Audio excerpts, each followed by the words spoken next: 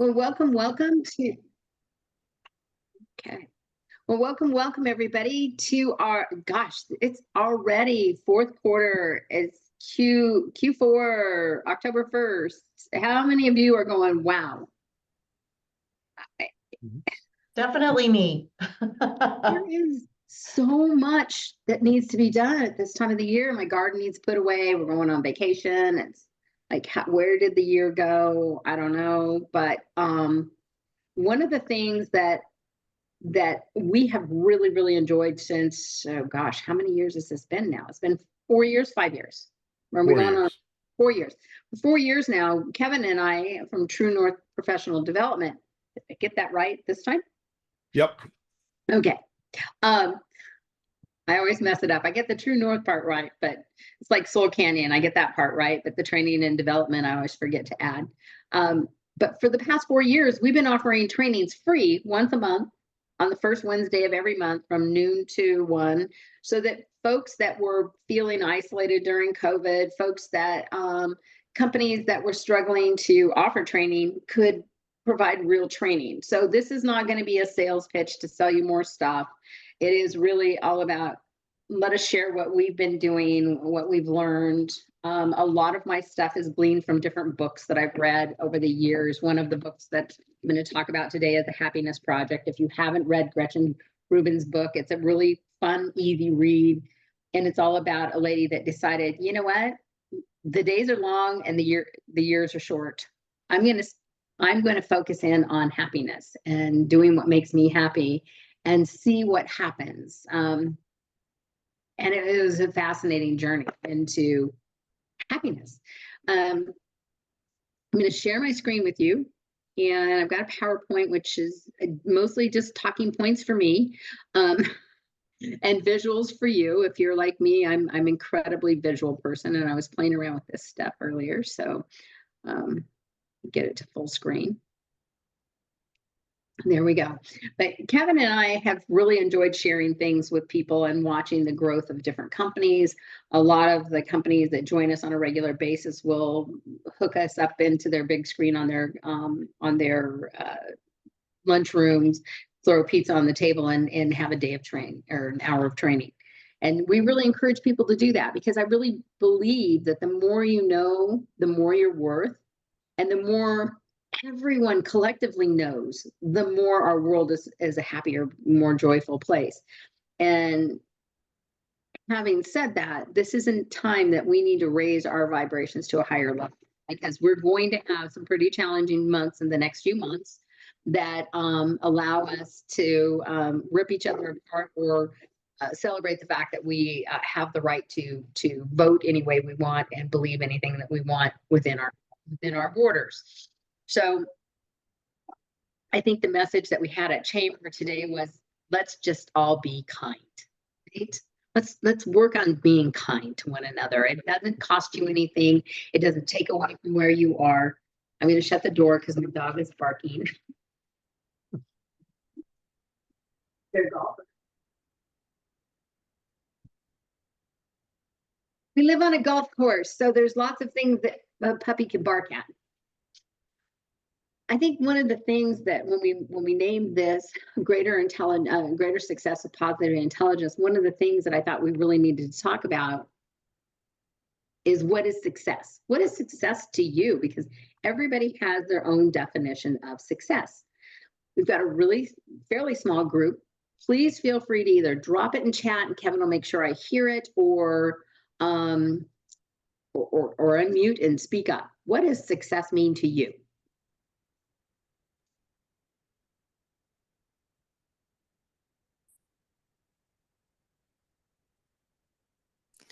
I think it's partially knowing where you're at in your journey. It's not always the end line. It's not always the end. I think it's finding joy in the journey, whatever your journey is, because your journey is going to change from day to day, from month to month, year to year. So for me, I have to tone it down from being what I think success looks like for someone, say my age and stage, to what would it be on, sorry to be graphic, but like on a tombstone, what would be successful when I'm gone from here. And it's certainly not, I don't know, organizing my papers or whatever it is. Hmm. Love that, Terry.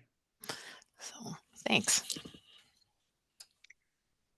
Years Anyone ago, else, feel free to unmute or drop it into chat if you want. And we open the camera too? sure, if you'd like. Camera's on. I love that. We have 5 people here, so I wanted to get the panorama view. Nice. I think it is when you see results from the work that you've been putting in, like you see the way that you're helping others, you see it working. I love that, Brandy. See results, right? And this is Paul at Golden Rule. I have 2 categories for success. There's success in living and success in business. I'm pretty good with the success in living. That's the old do what you love, the money will follow. I got really good at the first half of that title. So I can do what I love and have a really good time. Then there's success in business, which is more money for my clients and thereby more money for me. That's an ongoing challenge. Love And for that. me, Andrew Mount, I think it has to do with self-realization, self-acceptance,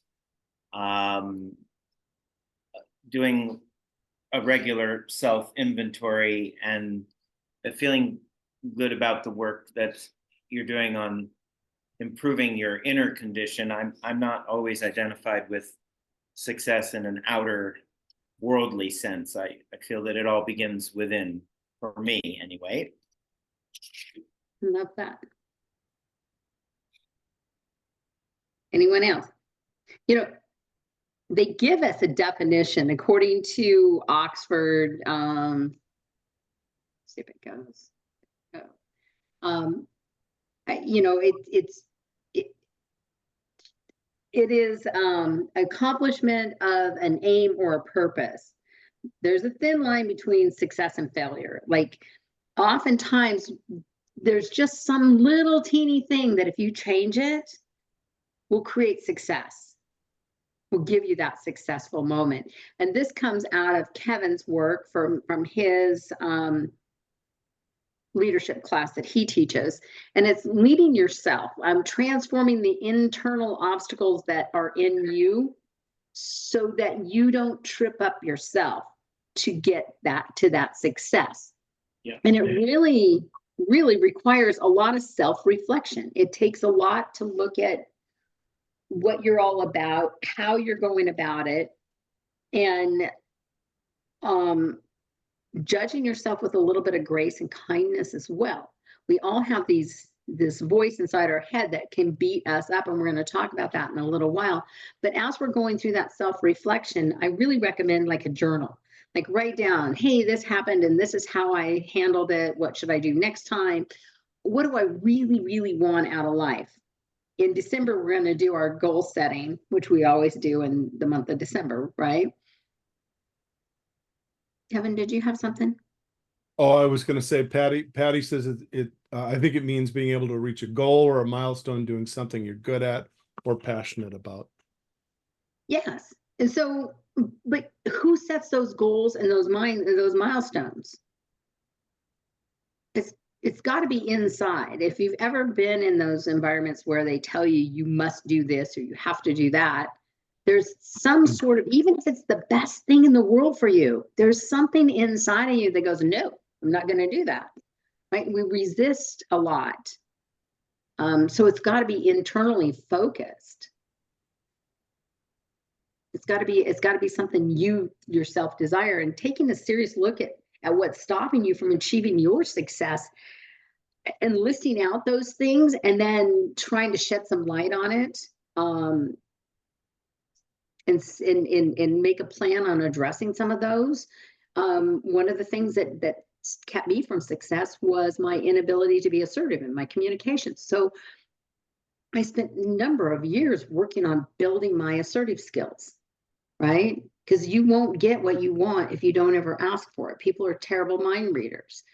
So taking a look at, hey, what's tripping me up and how can I fix this internally, right?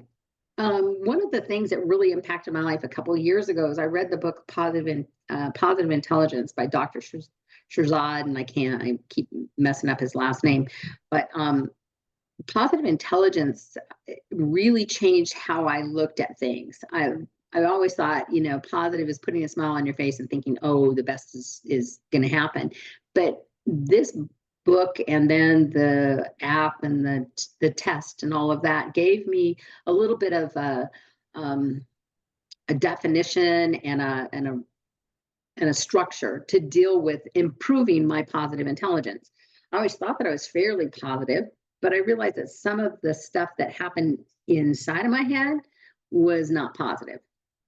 So Dr. Shazad said, your capacity to respond to life's challenges in a positive rather than negative mindset. And that in and of itself would give you peak performance, peace of mind, health and well-being, and healthy relationships.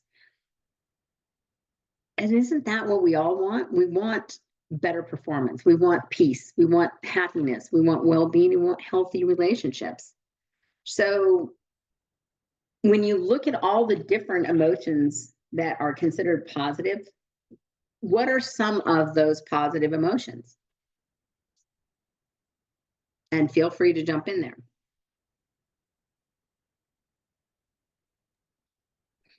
Confidence. Confident, yes. Joy. Joy is probably one of the highest vibrations. Yeah. I Laura like says wonder. Wonder. Ooh, I like that one. glee. Glee.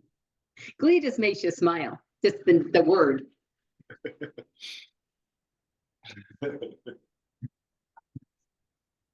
Let's see. They say love is one of the highest vibrations. It's a deep and enduring affection for someone, along with the willingness to put their needs ahead of your own. It can be directed at an individual, a goal, or humanity as a whole. Love and acceptance is awesome. We've got hope on the list here as well. Hope is great. I love hope. Glee. I got to write down glee because that's just happy. If we're gonna do hopey changey stuff, we have to have hope and change. And change. My thing about love, and this is one of the things that love is not self-sacrifice, though. And this is one of the things that I think a lot of people will fall on the sword, will throw themselves under the bus and say it's because of love. And actually, love is a product of self-love, which flows out of you. And unless you have your tank full and you can flow it out of you in love and empathy and service for your fellow man, it's not love. It's self-sacrifice. It's hoping that you get accepted.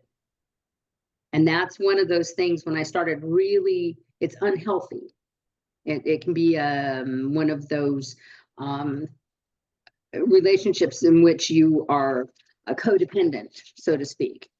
And so when I talk about journaling, I'm talking about some of that really hard stuff. Is this codependency or is this actual love? Because sometimes we label it love when in fact it is codependency. And a really great book on that, Return to Love,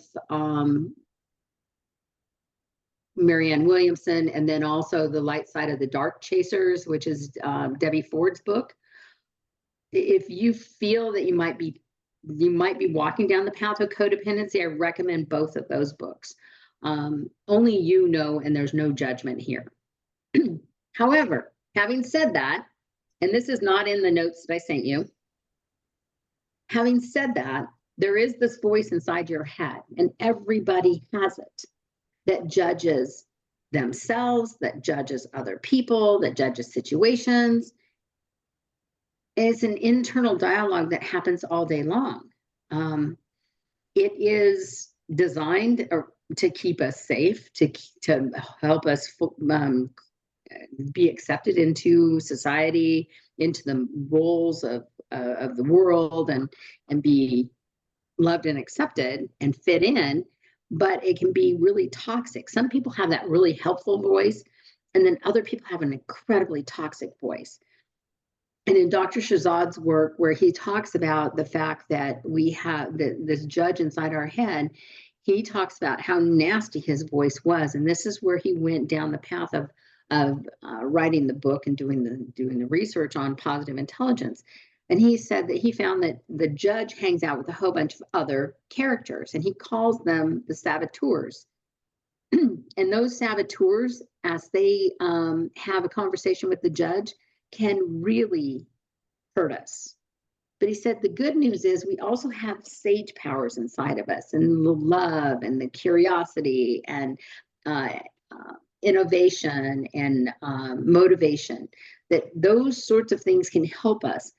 The saboteurs themselves, there's 10 of those little boogers. And at the end, I'm going to give you a link that you can go out and take a test, and I'll give you the % of your saboteurs and what it all means and whatnot. Well, they don't tell you what it all means, but I will tell you what it all means if you send me your results, and I'll send you the result of that. But one of my highest ones was a pleaser, and my saboteurs.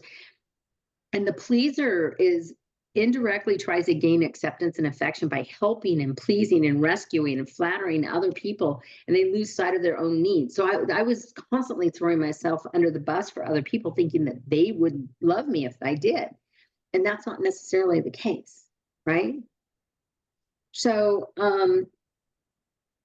once I realized that it wasn't selfish to get my needs met, and I address my pleaser, I do things because I want to, not because I feel like I have to in order to be accepted. And that lowers the stress level, makes it more a real connection. But there are others. I mean, there's this hypervigilant, which is constantly worried that something's going to go wrong in their life. So they're always like edgy. There is the victim who never sees their own fault and always feels like it's everybody else's fault. We all have these 10 saboteurs, and we all have those 5 sage powers. It's just a % of, and what we really try to help you do in this type of coaching is quiet the voices of those saboteurs and strengthen the voices of the sage. The book that I mentioned earlier, The Happiness Project, this is a fun little book. I gleaned the 9 ways to to train yourself to be happy. That happiness is a state of mind that you can get yourself into without altering substances. I guess that's how I would say it. But taking and capturing in your journal your kindness memories, the things that make you happy, the things that you did when you helped others, the things that made you smile. Make a list of those. So on those days when you don't feel like you're very good mood, read those. One of the things that I do is I keep pictures around me of happy moments or people that make me smile or things that make me smile.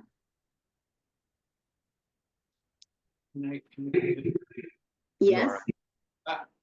I love the awe factor, number 5. I just was reading this week an article about people who experience a moment of awe every day live longer.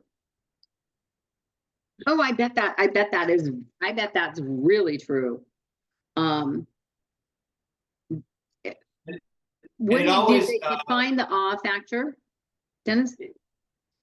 It always nourishes me because as soon as I think of awe, the first phrase that comes up is, our God is an awesome God. And I always like thinking about God. So it's a double whammy for me. Well, I think people that are curious, and I think that's one of the sage powers is curiosity. I think when you're curious and willing to be awed by other things, like impressed by other things, like, wow, that's amazing sunset, or look at those incredible clouds, or, those moments where you take time to appreciate and value what's around you and your surroundings. I love the Let It Go with Coco. I would have, love to comment on that, may I?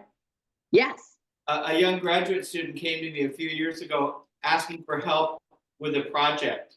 And her project was about collaboration. And what we ended up with was a title of Coco-laboration, which was about getting together with her coworkers for cocoa so that they could collaborate better. Love it. so that in my book that I, one of these days going to publish very soon, I talk about sitting down with a cup of cocoa and a cookie and just having a conversation with people, and being open and honest and transparent with them. Oftentimes admitting our own mistakes and how we possibly could have hurt them. And how can we move forward? And being willing to just really listen to what they have to say. How many of you get happy when you learn new talent, new things? Like, is there something you want to know how to do but don't know how? For me, Mhm. well, years ago I started learning Spanish and then I've gotten away from it. So that is something I want to absolutely get back to. It actually, as stressful as it sometimes was, especially because I was working with a tutor, it was very stressful sometimes, and it was immersive, so that made it even more stressful. But it was so fulfilling. Well, a sense of accomplishment too, there's that, right? So many times the things that were calling to us, we put ourselves off. We don't value ourselves enough to go try that or go do that or look stupid for the first however long it's going to take you to learn to do that. So I think it's really like stepping out of your shell. Yeah, I think it's that, and I think also that it takes sometimes so much energy to get through life that it's hard to go, yeah, I'm going to put my energy towards that, unless we realize the payback of it is actually going to energize us even more. That's where that joy and happiness comes from, right? Yeah, and that awe.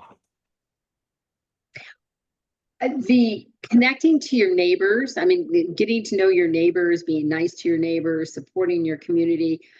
Rob and I do a lot of community work out and about, and part of it is that helper's high that you get when you help other people, but it's a sense of belonging. It's a sense of like, I belong here, and when I belong here, I'm going to take care of here, right? So, and then every morning I do gratitude. I do a gratitude ritual every morning, saying what I'm thankful for, and there's just so much research done that says if you are grateful, you get more, or you acknowledge that you have. I mean, it's like the law of attraction, the law of energy. When you're thankful, it shows up.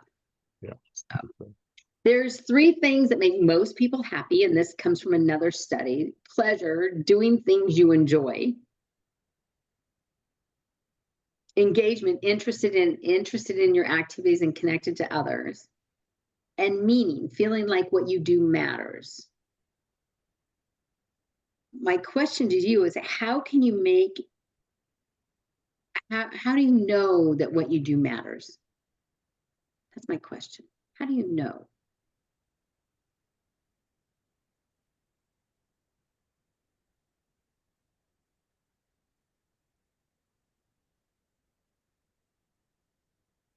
I know there's a few people on this call that do amazing work. Yes. You can tell when people thank you sincerely if you've helped them. So then you know it mattered. I like that, Abby. So they thank you. Now, have any of you read the book, The 5 Languages of Love? Yes. Yes. Because it's really powerful in understanding that some people, even when they get told they're doing good or that they've done well, don't accept it. And so high praise can sometimes can fall on deaf ears, right? So making sure that you're connected to the people around you and understand what their language of love is, I think is really important. It's something that it has always been interesting to me because we express our love the way we want love to be expressed to us. And sometimes we fall short. Does my group have something they wanted to say? Laura added, excuse me, added a note that says The Happiness Advantage is a book that talks about the science of gratitude, among other Yes. things. Yes, I have that book too. I wanted to make a comment about your question about how do you know if you're making a difference? And I think sometimes it's about the story we tell ourselves, like looking for how we're making a difference, because if we only depend on other people to tell us that we're making a difference, that can be sort of an external trap. So that's kind of what you were talking about earlier, is that internal noticing and having a positive story about even how a small thing, being nice to somebody at the grocery store, actually really makes a difference. But no one's going to necessarily thank you for that. You just have to thank yourself for that. Mm-hmm. That's why that whole pay it forward makes a huge difference. It's making other people, and let me go back to the back, that kindness memory, bank where you go, oh, I remember when I did that. I think back to times when I didn't have a lot of money. I was a poor college student trying to raise 2 teenagers, and I was stocking shelves at a grocery store, and there was a gal that was outside the grocery store, and she was poorly dressed as far as like the weather. She wasn't dressed warm enough for the weather, and because it was really cold, and she was asking for money outside the store. And I said, I don't have any extra money, but what I do have, I said, I brought my lunch because I'm working today. And so I went out to my car and unlocked my car, and I gave her my thermos of soup, and I gave her a spare blanket. And I said, but I can help you get warm. And she just broke down in tears. And she said, that's so much better than just giving me money. You gave me what you have. And so those moments are those moments where you go, oh, I made a difference, right? But there are so many different ways that we can help others become happy. Just a smile. I love Terry and her energy, because she always gives such great hugs and always has the kindest things to say to people. And it makes you feel better as a person to be around her. Oh, thank you. Aw, but I second that and third that, and yeah, agree wholeheartedly. But that's really, I think, happiness is being able to share with other people, right? Is being able to let them have that higher energy with you, right? Sharing your energy. When we talk about silencing your inner critic, we all, like I said, have that voice inside our head. I wanted to share with you just another one of those lies that the saboteurs take and tell you, is that there's a saboteur called the stickler. And the thought is, right is right and wrong is wrong. I know the right way. If you can't do it perfectly, don't bother doing it at all. Others are too often lax with their standards. They're not organized. If they were more organized like me, they would not be making these mistakes. And so when you start listening to that inner critic, whether it's criticizing you or criticizing someone else, being able to say, I hear you. However, I don't know the whole story. I need to go have a cup of cocoa with that person and have a conversation and see what's really going on in their life, because they may not know the way, they may not recognize it, or you may just have not seeing the situation in such a way that it's truthful. They say that there's, it takes many, many eyewitnesses to get the truth. And oftentimes we judge people or judge ourselves or a situation without all the full facts, without the full story. And so to be able to put it into context and be able to sit down with that cup of cocoa and work it out with respect and open and honest and transparent communication, I think will make everybody more happy. Mary, I think this is one of the downsides of social media, because it's so easy to just spout off what you think on a post and not really think about the carryover of that. We tend to be more anonymous, and so therefore that that judgmental voice, that inner critic voice, has more free reign, or we allow it to have more free reign. It's doing horrible damage to our kiddos, really is. It's sad. I love this quote by Eleanor Roosevelt, who said, "No one can make you feel inferior without your consent."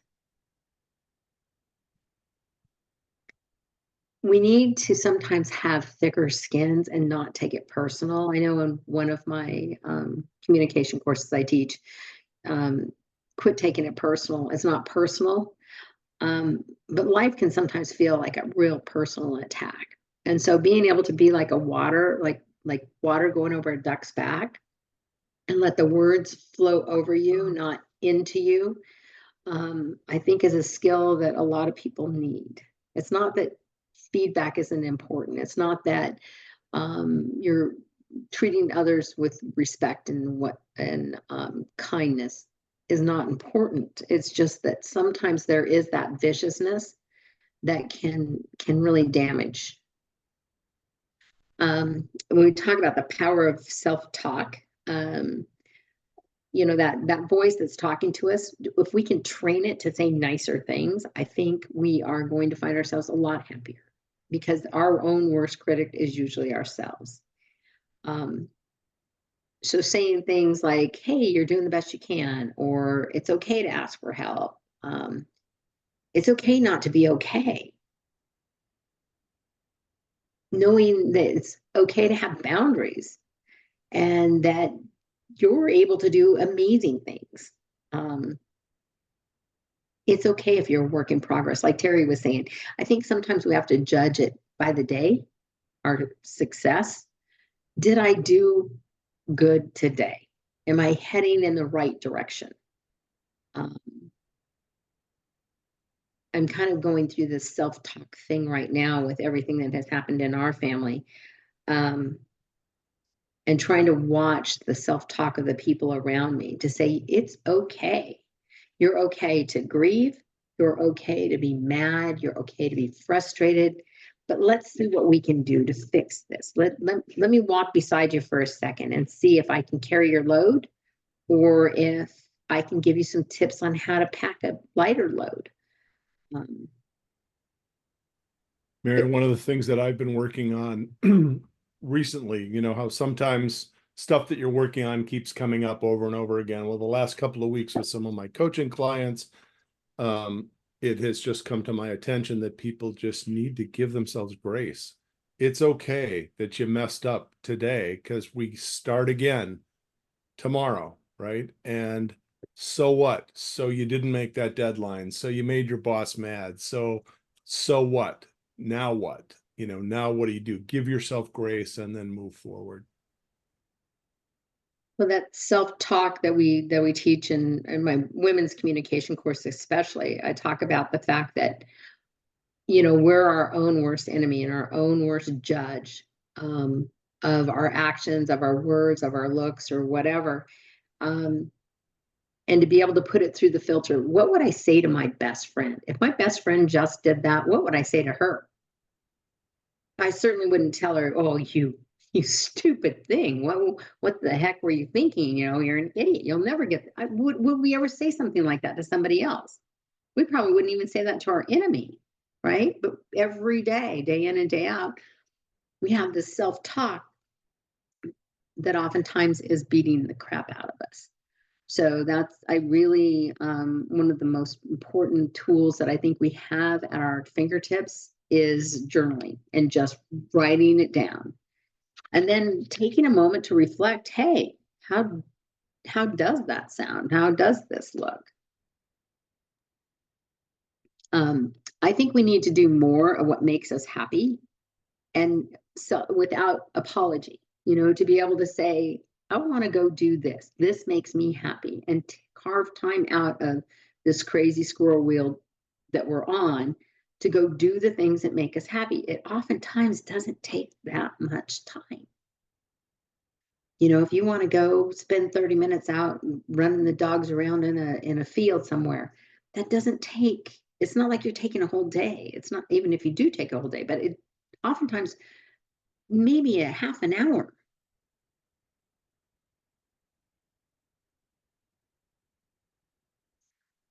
I mentioned that I'm going to give you a gift, and that and I am going to, can you grab that link and drop it into chat as well, Kevin? Sure. So this saboteur assessment is a complement of positive intelligence gives to their trainers, and I'm giving it to you. I think that oftentimes just turning the light on what is actually happening inside our head can help us. And so once you get your saboteur quiz, if you'll send the results back, if you'll send them to me, I can give you the little cheat sheet that I made, and you can take a look at it. Because one of the things it talks about the characteristics of the saboteur. Like one of my highest ones is a hypervigilance. It's a continuous intense anxiety about dangers that could go wrong. Anxious chronic doubt about self and others, extraordinarily sensitive to dangers, constant expectation, you know, I'm suspicious. One of the things that all of these saboteurs have in common is they were put in place when you were young. They were put in place to keep you safe. They were put in place to keep you part of the team. But the hard part, you know, is originally from experiencing source of safety or security, like having not feeling secure in your environment as you're growing up, that it was unpredictable and unreliable. Or when something painful happened and you never want to go through that again. So it's designed to keep you safe. But the problem is it's a really hard way to live, and it will eat you up and chew you up. And the anxiety causes all kinds of different physical ailments. And, you know, you lose your credibility by crying wolf too often. And it's a real big energy drain on other people, not to mention the energy drain on yourself. But do I want it to go away completely? No, I want my hypervigilance when I'm walking down a dark alley in the middle of a city I don't know. I want my hypervigilance to hang out there with me to watch for danger. But when I'm sitting in my living room, there's no reason for it to be hanging out with me. Do you know what I mean? So taking a look at where your saboteurs are and where they come from, I think are really important. Recognizing them and thanking them for showing up when they're needed, but not letting them take control of your life.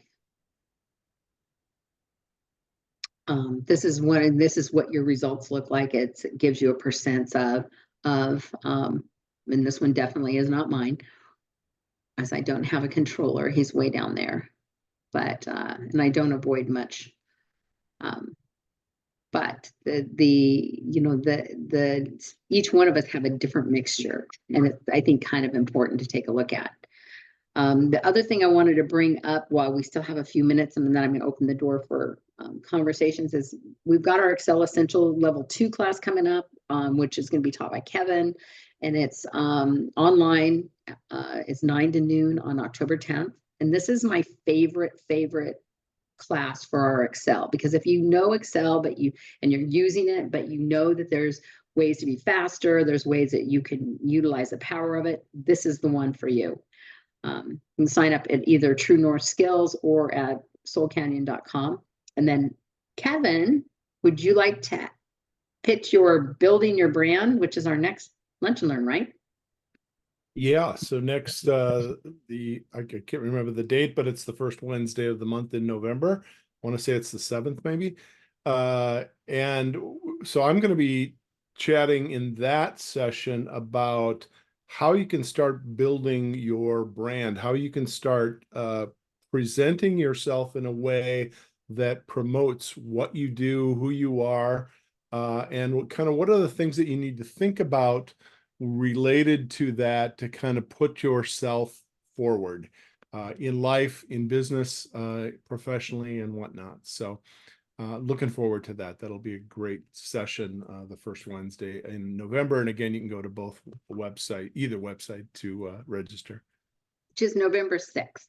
6th. By the way. Okay. Yeah, it's November 6th. Does anyone have any thoughts or ideas with regards to building your positive intelligence and what we talked about today? May I sing Louis Armstrong's positivity song?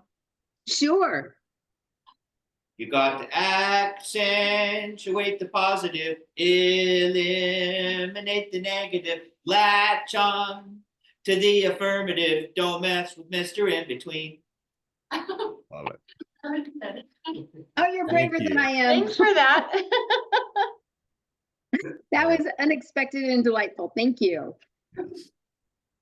One of the things that I have always thought about people that are happy and positive is that people want to be around them. Would you agree with that?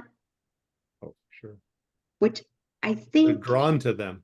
Mhm. I think that is one of the definitions I have success, if you ask me, is that people are attracted to you and want to be around you and be with you.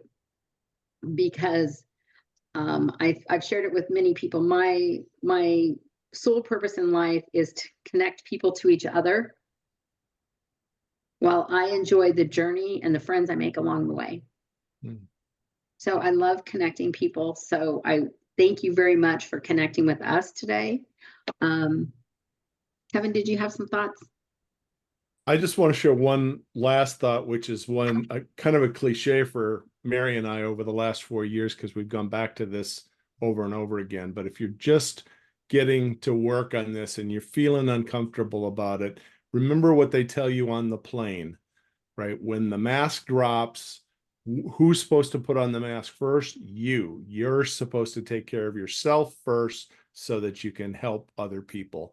And I think that's a really good analogy for all those things that Mary is talking about here today. And it helps you kind of get started on the work that you need to do to be more positive in life and leverage that. Thank you. Yep. Put your own mask on. Thanks. Yeah. I appreciate you bringing your crew, Abby. That's really great. And Brittany and Brandy. I will connect soon. I know you said come tour, but we're getting ready to leave in a very short period of time. And I've got like all that free stuff before I'm gone for a week that needs to be done. And you're going to your happy place, Mary. I am going to my happy place. I'm heading off to Hawaii and going to take my husband for a much needed break. This is one of the things that I really had experienced today was I haven't been to Grants Pass Chamber very much for the last 3 months.